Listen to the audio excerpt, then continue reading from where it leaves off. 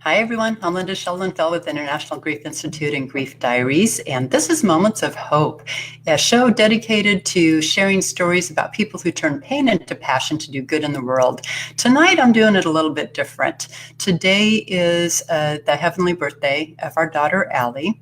And so I am doing a solo show tonight rather than featuring a guest. And I want to talk about something that I'm asked often, and that is, how do you help someone who's lost someone they love? What do you say? What do you do? Now, this is information that I presented for the National Alliance on Mental Illness, and the information is gleaned from all the stories I've curated over the years, as well as our books, and a lot of the information can be found in Grief Diaries, How to Help the Newly Bereaved, and I'll show that at the end. But I do want to share what you can say and do for someone who's lost someone they love, because it is very awkward for people. They don't know what to say. They don't know what to do. And so they either do one of two things. They either say something that came out wrong, or they avoid you altogether. And, bless their hearts. If only people knew what to say and do, they would feel more comfortable in supporting the bereaved. And, grief has been around since the beginning of mankind. And it is something that everyone is, affected by at some point in life, yet we are severely lacking in understanding how to help. There's the myth that, give them time, you give them a few months and they're going to be better. They're going to be back to their old self. But, there's certain things about grief that you need to know. It will make you more comfortable, and it will help the person who is missing the person they love. And so with that being said, I'm going to share with you a presentation that I have, and I hope it helps. It's really useful information, and there is a lot of information out there, but it's hard to find. And so I'm making it really easy by doing this on my page tonight, and hopefully it will help. So here's the information, how to hold the sacred space. So, first off, grief is in two parts. It is, first you go through the loss, right? You lose the person you love, whether they died from an accident, they died by suicide or an overdose, or it was a terminal illness. No matter how they die, it is still very, very hard and very, very painful, and it takes our breath away. And so the second part of that is the rebuilding of self. What do you do with that?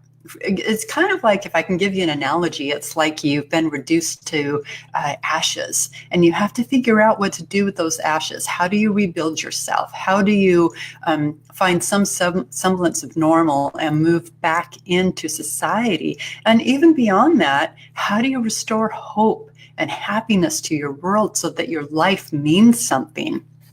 Well, I'm going to share that with you. So the first off is to know what to expect. Okay, the grief process, it has a lot of stages. And what's really challenging about this is that they can happen at any time. They can happen at the same time.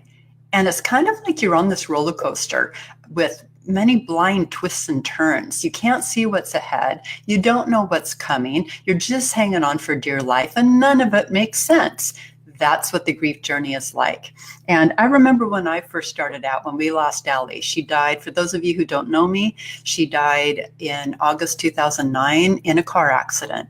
And she was 15 years old, and nobody did anything wrong. It was just an accident. And I got to sit with her at the accident scene, and I held her hand, and the white sheet had already been pulled over her, and there was nothing that they could do.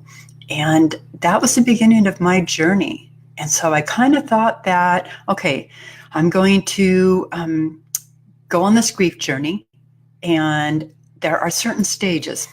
What are they? I know there's some stages, but I can't remember what they are. Oh, wait, there's anger, shock, denial, bargaining, and acceptance. And so that's what I expected. And when I didn't go through some of those stages, I felt like I was failing grief. I really did.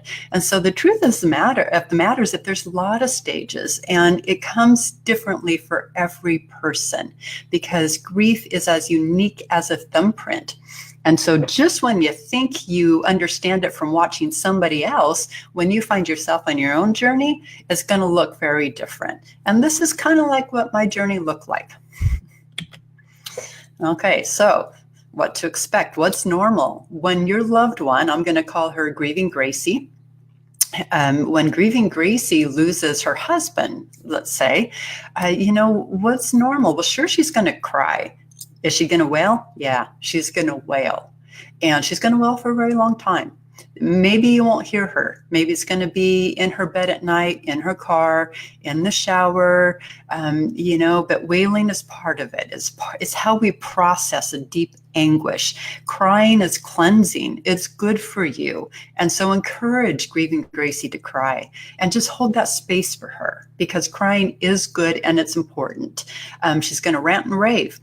Just let her. Just let her rant and rave. She's going to repeat herself over and over again. And that's part of it. She's going to rant, rave, cry, wail, repeat. She's going to forget things. And why forgetfulness is such a big thing is because, especially with an unexpected loss, your brain goes into shock. And with that, some of the chemicals of the fight or flight, that is, that adrenaline that saturates your brain, it actually anesthetizes certain parts of your brain. And that's why when you're in shock, you don't remember things, you can't make sense of things, and you forget things. And when you're further down the road and you start looking at it, it's like things come back on a strobe light. It's really, really strange. But that's normal. That forgetfulness is normal. And for my own journey, when we lost Allie, I don't remember much from the first 2.5 years. That is how long we're in shock. And that's really useful for you to know because we think of shock as something that is just, a small period of time. But when you've lost someone you love unexpectedly and in a traumatic fashion, that shock is going to last for a long time. And so that forgetfulness happens and it's common for everyone. And it's really strange. We are aware of it and we're often very embarrassed by it, but there's nothing we can do. It's just how the human brain is designed. Loss of appetite. A lot of people lose weight because they just can't eat. Other people gain weight because they're looking for comfort, anything to soothe that gnawing, deep ache in our heart. So change in appetite one way or the other, excessive sleeping, wanting to stay in bed. Those are all very common. Not getting to rest, forgetting what day it is, isolating. Some people say isolation is dangerous, and it is, but it's also very common. And here's why. When I lost Allie, I wanted to hibernate and lick my wounds in private like a wounded animal in the wild. And that is very common. And, isolation can become dangerous when that's all they do. And so we will talk about what to look for here in a little bit. But I just want you to know that isolating oneself, not going out, turning down all invitations for this, that, or the other, that is very, very common, and don't take it personal. Okay, so what's not normal? Prolonged poor hygiene. Okay, now when I say prolong, that means that after a few months, hopefully Grieving Gracie is starting to make baby steps and she's getting out of bed even though she doesn't want to. She might take a shower every few days, and that's a good thing. But prolonged poor hygiene that lasts for a very long time, that is a red flag. Severe withdrawal, that's a red flag. Clearly talk of self-harm or suicidal ideation, that needs immediate attention. Substance abuse, it is not uncommon for people who've lost someone they love to overindulge in things that kind of dull their senses, such as alcohol, food, different things, taking medication without supervision of a doctor or not taking it as prescribed. That's kind of reckless behavior. Risky or reckless behavior. Um, that is dangerous. Physical anger, that is dangerous for those around you. When Grieving Gracie is physically angry and she puts herself and others in danger, that's a red flag. Abrupt personality change, absent grief, is lack of grief, disenfranchised grief is what that's called. That's dangerous. Psychotic symptoms or delusions, those are all red flags that you want to be aware of. And if you see something that is alarming you and you're not sure, call the doctor. Call Grieving Gracie's doctor. Ask her or him or her if you have permission to call the doctor and ask for their guidance. That's really important. Don't try to diagnose on your own. Get help, okay? What to watch for. If the grief reactions don't begin to slowly lessen or in severity or frequency, or they're getting worse, or any of the red flags, seek attention, find out what to do here. The tricky part of this is that the grief reaction is a very long, drawn out process. I'm talking years. And so if it doesn't begin to, lessen in severity after 3 or 4 years, and I'm talking baby steps, we're talking small increments here, are they starting to have some days or, even moments that are good where they laugh and such? Hopefully over time, they're starting to laugh more than they cry, or smile more than they cry, or they're starting to be proactive in their own care. That's a really good sign. If they're not making any progress after 2 to 3 years, because those first 2 to 3 years is what I consider the beginning stage of a journey. And it really looks a lot like that graphic I showed you a few slides back. It just kind of goes all over the place. And so after that, is it starting to smooth out? If not, get help. There's a plethora of help out there. There are clinicians, the doctor, clergy support groups, fantastic support groups that speak your lost language. There's many, many resources that are available at your fingertips to help. Even in the beginning part, you don't have to wait 2 to 3 years to get support. Those people who start getting support early on tend to do better. So that's a good thing. All right, so what to expect when Grieving Gracie loses someone she loves. Grief is unique for everyone. Even if 2 people lost the same loved one, those 2 people had different relationships. They have different personalities and they have different filters. They had different childhood experiences. So they're going to be on their own unique journey. So it's really important to know that. Just because Grieving Gracie lost her husband, and you also know that neighbor Betty lost a husband, their journeys are not going to be identical. They are going to be unique to each one of them. So just know that. Don't compare. Number 2, you can't fix grief. A lot of people are very uncomfortable seeing someone in such emotional distress, and it's human nature to want to fix it, right? But you can't fix grief. It's a process that no one can do for you, and there's no shortcuts. So it's hard, I know, but you have to know that there's nothing you can do except for hold the sacred space. Okay? Don't feel guilty that you can't fix it. What to expect, number 3, crying is normal. And it's going to last for a very long time. Eventually, Grieving Gracie is going to start smiling less or more than she cries. And that's a good thing. But she's still going to have triggers. I mean, today is our daughter's birthday, and it's been 9 years since we lost her. And I cried myself to sleep last night because I was feeling really sad. I was really missing her. And why wouldn't I? She was my child. And so my husband went and got her stuffed animal that she loved, a big white lammy that she went everywhere with. And I held that as I cried, and it brought me comfort. And I knew that the tears would be cleansing, and they were. So crying is normal. It's just how we deal with a great pain. And so even years later, those tears are still going to well up, especially on birthdays and anniversary of their death. And why wouldn't they? You love them deeply, so you're going to grieve them deeply. Tears, natural reaction to grief.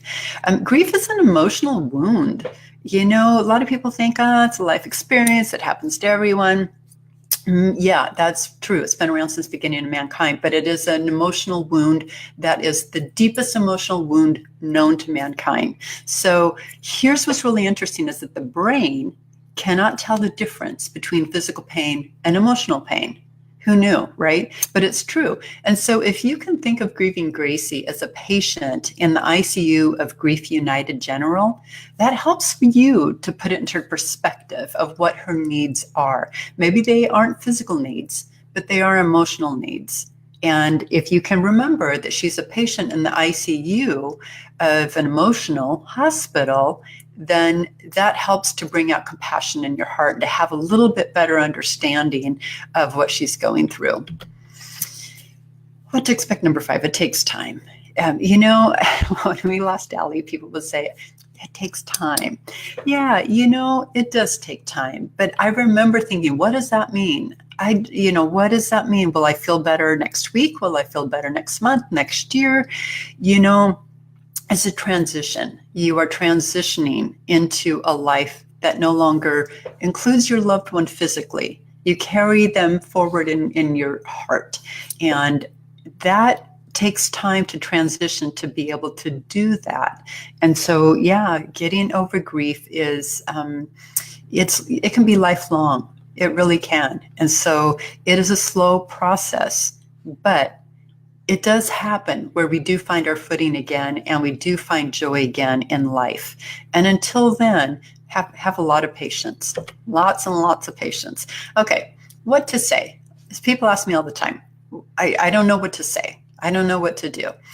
Well, there's a lot you shouldn't say, but there's also a lot you should say. And so I'm going to start each of these next 10 slides with things that you shouldn't say and what you can say instead. So the first one is obvious. And this is how we address people in society. How are you? How are you doing today? But when someone is missing someone they love, we have to say, how are you? Because it's trained, it's ingrained in us. It's a normal societal response. And the bereaved often feel like, what do you mean, how am I? How do you think I am? That's what the inner dialogue is going on in their head. And so when you say that statement, it kind of irritates them because it kind of ignores the obvious. They're in great pain. So what can you say instead? You can say, I've been thinking of you. How's your appetite? How are you sleeping? That tells them that you truly care. And it invites them to open up. They might say, I'm not eating very well and I've lost a little bit of weight. And that can start a conversation where you can say, try to eat a lot of protein. And that's to be expected. Of course, your stomach isn't, able to hold down a lot of food. Why would it? You're hurting right now. So it shows that you are compassionate. And so, come up with things that it shows that you're thinking of them without saying, how are you doing? Are you okay? No, I'm not okay. But if you say, are you sleeping? I can answer that. No, I'm not sleeping well. Or the doctor gave me, a short-term supply of sleeping pills. Or, yeah, I'm sleeping too much maybe. And there goes a great entrance into a conversation. Okay, number 2, this is a big one. I understand how you feel. Well, in our inner dialogue, in our head, we're going, no, you don't. How could you? She wasn't your child. He wasn't your husband. You didn't have the relationship that I did with that person. And so how could you understand? Again, it's kind of like that, grief is that fingerprint. It's not the same for everyone. It's not cookie cutter. Even if 2 people lost a child, there's common understanding like, she speaks my lost language. But still, they had a different relationship with their child than you do with your child. So instead of saying, I understand how you feel, because you really don't, say this, tell me about her or him. I'm a really good listener. And people want to talk about their loved one.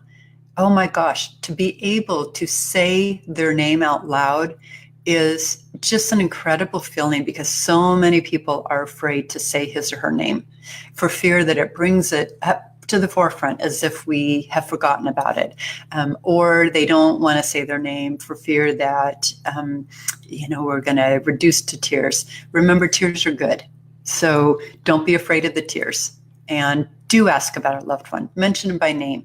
That is music to our ears. Ooh, this is a big one. Time heals all wounds. It doesn't heal all wounds. But what happens with grief, at least in my experience, is that over time the rawness softens and my coping skills get stronger. And I've been pretty proactive at restoring joy and beauty to my world. And I can honestly say I have a wonderful life and I feel very, very grateful. I still have my moments like I did last night, but for the most part, the sun shines in my world. And, it doesn't for many people. And so time heals all wounds. No, it doesn't. It takes a proactive stance and, different things for people to do. They need support.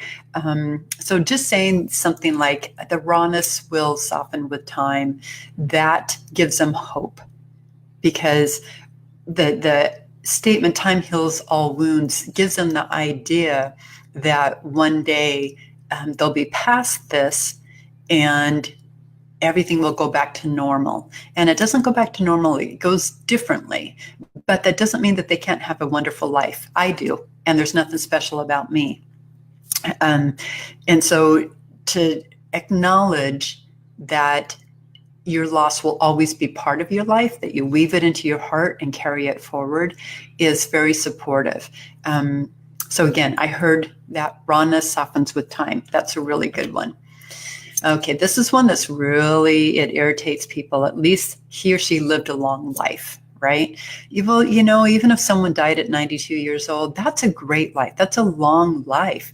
But if the wife is still living and they've been together 60 years or even 70 years, like my grandparents were, it still hurts. Suddenly, your life is different. The person that you've lived with, slept in the same marital bed with, shared the same towels with, for 70 years is now gone, and you're making this huge transition to life without him. And it's very, very hard.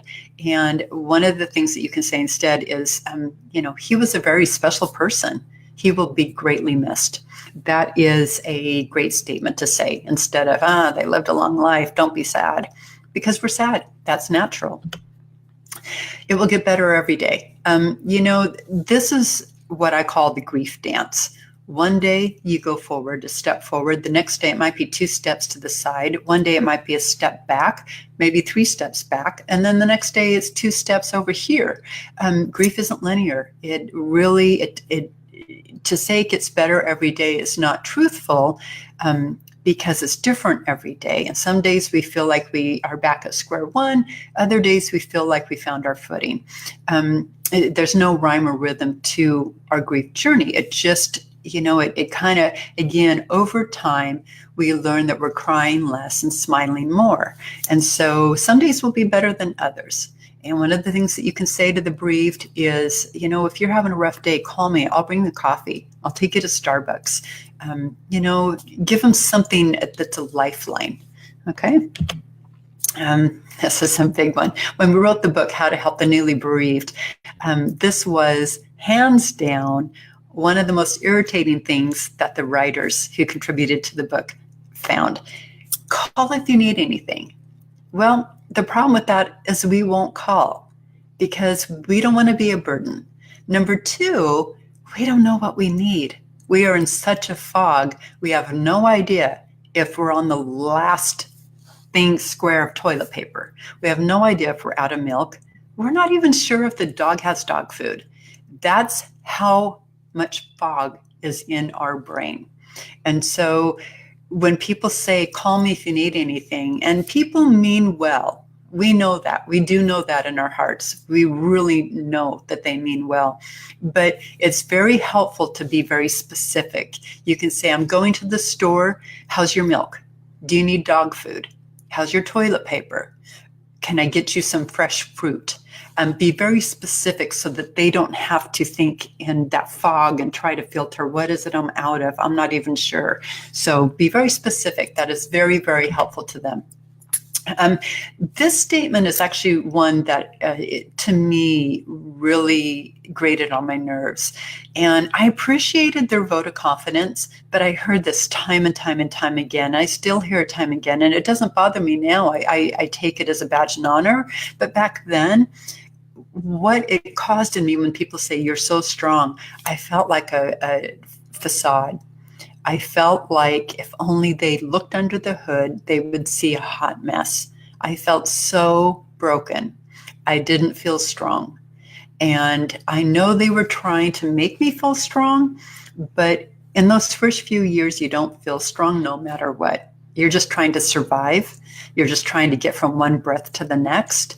And so when you say you're so strong, it makes us feel like we're false. And that doesn't feel very good. The other thing is people say you need to stay strong for your family. This is often something that's said to children who lost a sibling. You have to stay strong for your parents. Why? Why do they have to stay strong? Nobody needs to stay strong. It's okay to fall apart. In fact, I want you to fall apart. You need to fall apart. That's the only way you're going to rebuild yourself, is to fall apart. And so silent grief is deadly grief. So it's really important not to tell anyone you need to stay strong, because they don't need to stay strong. You be strong for them. They get to fall apart. So it's I know it's awkward to share some of this because I'm giving you like the inside scoop, but it's really helpful if you understand why these statements are sometimes irritating, sometimes inflammatory, and what you can say instead that is more helpful. That way you won't avoid us. Okay, don't say you can find someone else or you can have another child. You'll find someone else is often said to widows and widowers. It's as if we feel like people are replaceable, or in our culture, it's not okay to be single. One person doesn't replace another. Some people do go on and find love again, but it's a different love. Their new spouse doesn't replace their old spouse. And it can take a long time before they feel ready, if ever, to date again. And some people choose not to. They feel lucky that they had experienced true love the first time, and they're good with that. And so, to minimize the grief by saying you'll find someone else, it really hurts their feelings, because in that moment, they're not able to think in the future, and they often at that time don't want to find anyone else. They want their spouse back or their child back. And, so just be careful what you say.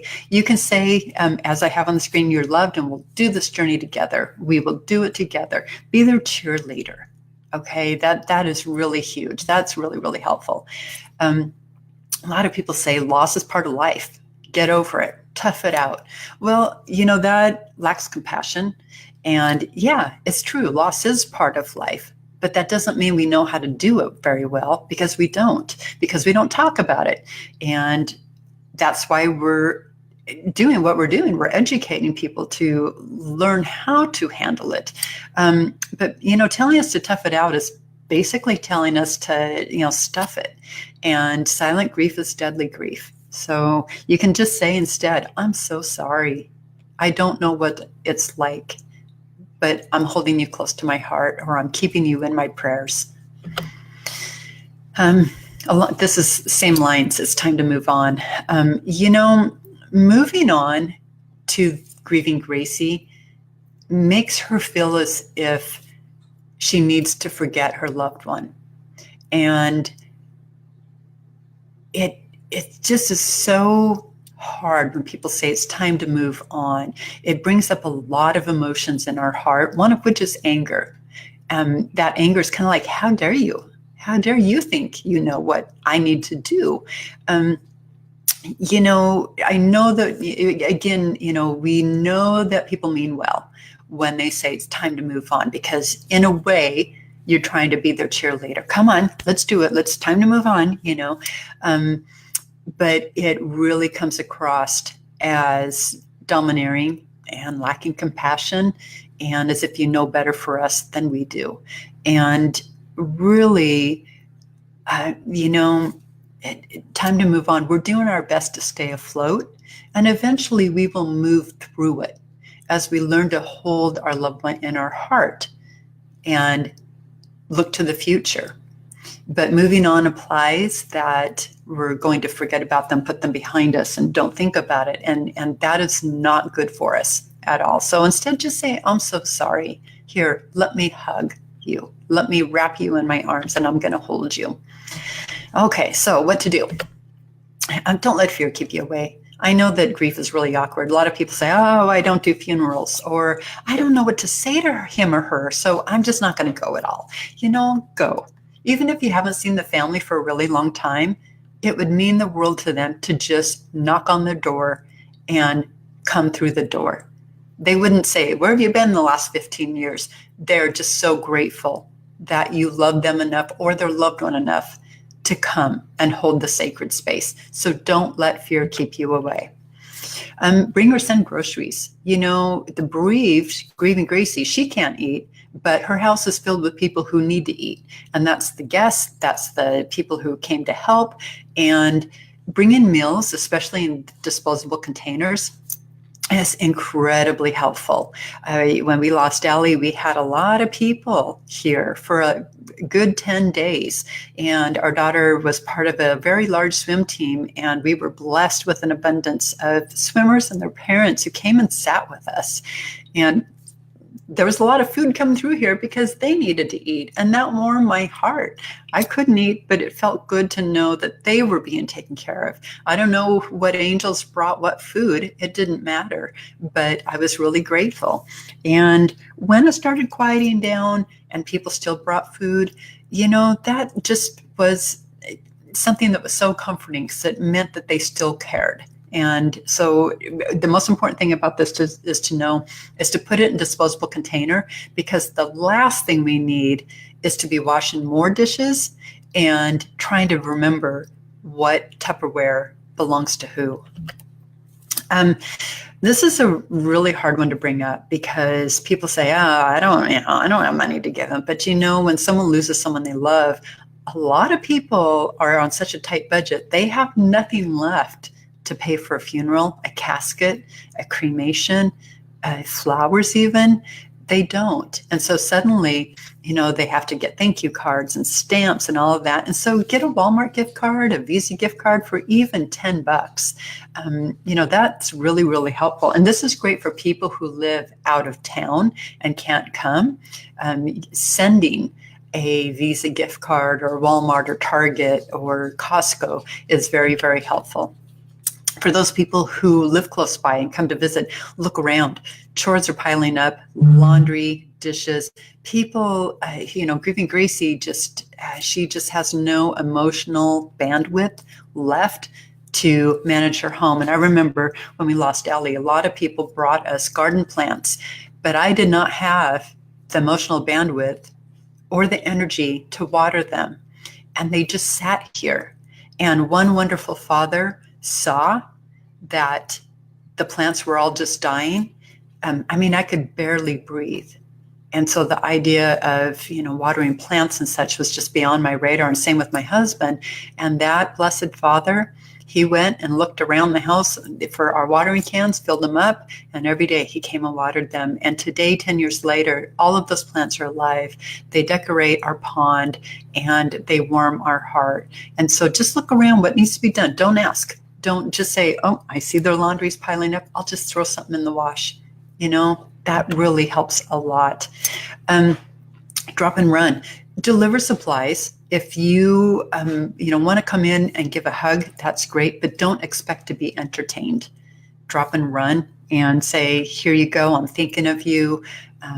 But don't ask to come in and sit and visit about how your kids are going to Little League and how so-and-so, made straight A's and such.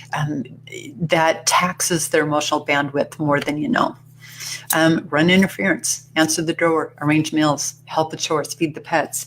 There is so much that you can do. Don't wait to be asked, because we won't ask.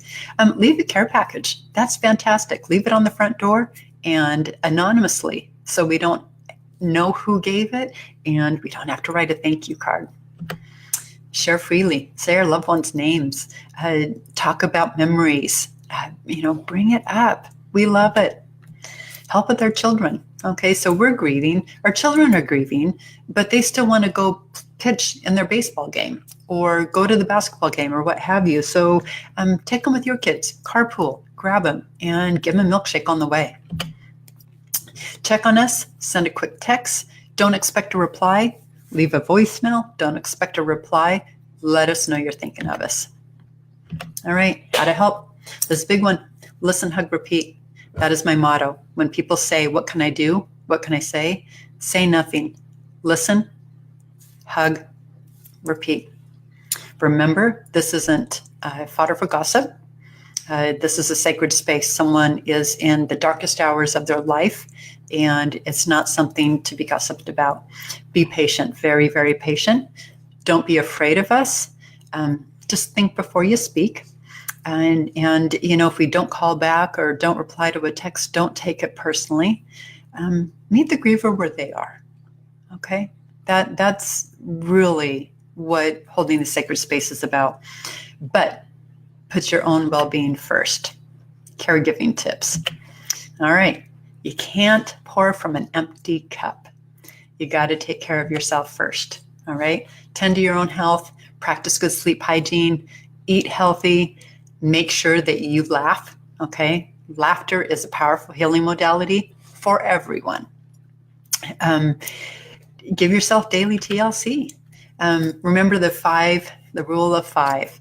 Everyday practice seeing 5 things that bring you joy, listening to 4 things that bring you joy, smelling 3 things that bring you joy, touching 2 things that bring you joy, and tasting 1 thing that brings you joy. All right, how to survive the turbulence. Recognize that you simply cannot lessen the pain. There's nothing you can do. Say, okay? All you can do is hold the sacred space. Just remember that Grieving Gracie's coping with a significant wound, okay? If there was something that could have been done or said to fix it, we would have done it by now. Give yourself permission to take a break, okay? Especially if you live with Grieving Gracie. You need to take care of yourself. It's okay. Recharge your own battery first, okay? And don't feel guilty when you laugh. Don't feel guilty if you want to go to a play or if you want to go shopping or you want to go on vacation, because depriving yourself serves no purpose. And when you're starting to feel irritated with Grieving Gracie, go for a breather. Go for a run, go for a walk, get out of the house, take a break. Forget-me-nots. You can't fix grief. You can only do so much. Recharge your battery and don't feel guilty. All right? Patience and compassion are key. Holding the sacred space for somebody is the best gift you can ever give. And truly, it's priceless. Withhold judgment, withhold sentences that begin with "you should." Just hold the space for them. Let them know you're there, and don't try to fix it. Don't tell them what to do. Just listen, hug, and repeat. All right. So there we go. I hope that helps. That is, most of that information again is, let me see if I can bring this up. Okay. There you go. How to help the newly bereaved. 22 people shared their comments in this book on what to say, what not to say, what to do, what not to do. Hey, Bubs. And it's full of a plethora of information that you're going to find really, really useful. So you can get it on Amazon, Barnes and Nobles, any brick and mortar bookstore, or you can get it on Alley Blue Media. So I hope this is helpful. Thank you for, my little doggie is letting me know that she needs to go outside. Just a minute, Bubs. So thank you for joining me tonight and for holding that sacred space for me as we face Allie's birthday. It is a tender day for us, but you know, I hope that I give you hope that when you cross paths with grieving Gracie, that one day she will be okay. Because my life is filled with many, many blessings. And if I can restore hope and joy and peace to my world, anybody can. But I credit those people that held the sacred space for me as angels who got me to where I am today. So with that, thank you for joining me. I love you all. Good night.